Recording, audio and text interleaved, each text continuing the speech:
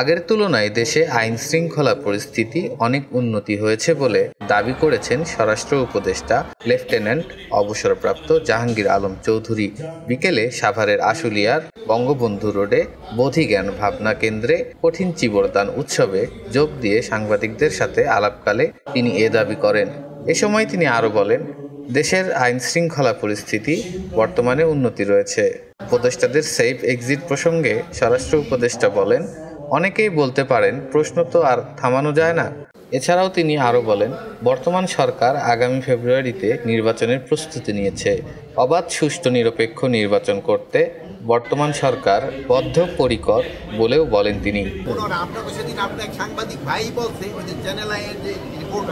আপনাকে সামনেই বলতে যে আইন শৃঙ্খলা পরিস্থিতি অনেক উন্নতি, আইন শৃঙ্খলা পরিস্থিতি অনেক উন্নতি হয়েছে, এটা আরো উন্নতি হতে থাকবে। যে সব কথা আপনি আপনি প্রশ্ন করতে পারেন, যার যার প্রশ্ন সে করতে পারেন।